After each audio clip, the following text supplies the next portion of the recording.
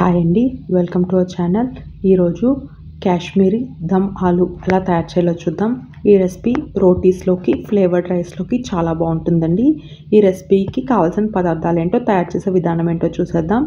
కావాల్సిన పదార్థాలు: పావు కిలో ఉడికించిన బేబీ పొటాటోస్ అండి, 3 ఉల్లిపాయలు చిన్న ముక్కలుగా కట్ చేసినవి, 1 స్పూన్ జీలకర్ర, 1 స్పూన్ ధనియాలు, చిన్న ఇంచు దాల్చిన చెక్క, 3 యాలకులు, కొద్దిగా లవంగాలు, అలాగే 1.5 స్పూన్ సోంపు, 1 స్పూన్ అల్లం వెల్లుల్లి పేస్ట్, రుచికి సరిపడా ఉప్పు, 1 స్పూన్ కారం, పెరుగు 1 కప్పు, ఆయిల్ పావు కప్పు, కసూరి మేతి కొద్దిగా, జీలకర్ర 1 స్పూన్, కొత్తిమీర కొద్దిగా, 5 ఎండుమిరపకాయలు, కొద్దిగా జీడిపప్పు. ఎండుమిరపకాయలని, జీడిపప్పుని ఒక అరగంట సేపు వేడి నీళ్ళలో నానబెట్టుకోవాలండి. ఇప్పుడు స్టవ్ ఆన్ చేసి ఒక ప్యాన్ పెట్టుకొని అందులోనే జీలకర్ర, సోంపు, లవంగా, చెక్క, యాలుక, ధనియాలు డ్రై రోస్ట్ చేసుకోవాలండి. సిమ్లో పెట్టి ఒక 5 నిమిషాలు డ్రై రోస్ట్ చేసుకోండి. హై ఫ్లేమ్లో పెడితే మాడిపోతుందండి, కూరకి అంత టేస్ట్ ఉండదు. ఒక 5 మినిట్స్ బాగా ఫ్రై అయిన తర్వాత స్టవ్ ఆఫ్ చేసి దాన్ని చల్లారబెట్టుకోవాలండి. ఇప్పుడు ఫ్రై చేసుకున్న ఐటమ్స్ అన్నీ ఒక మిక్సీ జార్లో వేసుకొని ఫైన్గా పౌడర్ లాగా గ్రైండ్ చేసి పక్కన పెట్టుకోండి. ఇప్పుడు అదే మిక్సీ జార్లో నానబెట్టుకున్న జీడిపప్పు అలాగే ఎండుమిర్చిని ఫైన్గా పేస్ట్ లాగా చేసుకోండి.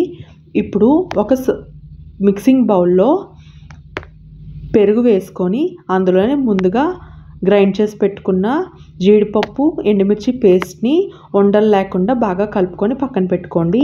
ఇప్పుడు స్టవ్ ఆన్ చేసి ప్యాన్ పెట్టుకొని అందులో ఆయిల్ వేసుకోండి. అందులోనే బాయిల్ చేసి పెట్టుకున్న బేబీ ఆలూస్ని వేసుకొని మీడియం ఫ్లేమ్లో ఒక 5 మినిట్స్ ఫ్రై చేసుకోండి. బాగా ఫ్రై అయిన తర్వాత పక్కన పెట్టుకోండి. ఇప్పుడు అదే ఆయిల్లో జీలకర్ర అలాగే చిన్నగా కట్ చేసుకున్న ఉల్లిపాయ ముక్కలు వేసుకొని ఉల్లిపాయలు మగ్గేంత వరకు ఫ్రై చేసుకోండి. ఉల్లిపాయలు బాగా ఫ్రై అయిన తర్వాత అందులోనే 1 స్పూన్ అల్లం వెల్లుల్లి పేస్ట్ వేసుకొని పచ్చివాసన పోయేంత వరకు ఫ్రై చేసుకోండి. ఇప్పుడు అందులోనే రుచికి సరిపడా ఉప్పు అలాగే 1 స్పూన్ కారం వేసుకోండి. ఇప్పుడు కారం పచ్చివాసన పోయేంత వరకు బాగా ఫ్రై చేసుకొని అందులో ముందుగా రెడీ చేసి పెట్టుకున్న పెరుగు మిశ్రమాన్ని వేసుకొని సిమ్లో పెట్టుకొని బాగా కలుపుతూ ఫ్రై చేసుకోవాలండి. ఇప్పుడు అందులోనే కొంచెం వాటర్ వేసుకొని మనకు కావలసినంత కన్సిస్టెన్సీలో కలుపుకోవాలండి.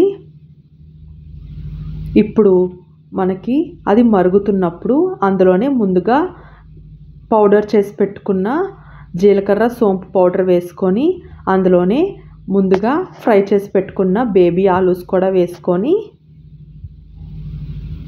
బాగా ఉడికించుకోవాలండి.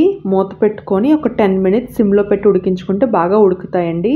ఇప్పుడు అందులోనే కసూరి మేతి, కొత్తిమీర వేసుకొని నూనె బాగా పైకి తేలేంత వరకు ఫ్రై చేసుకోండి.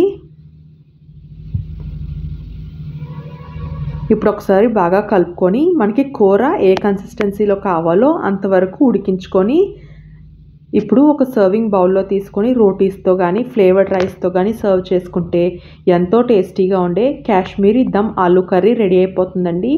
ఈ రెసిపీ నచ్చినట్లయితే ట్రై చేసి ఎలా ఉందో కమెంట్ చేయండి.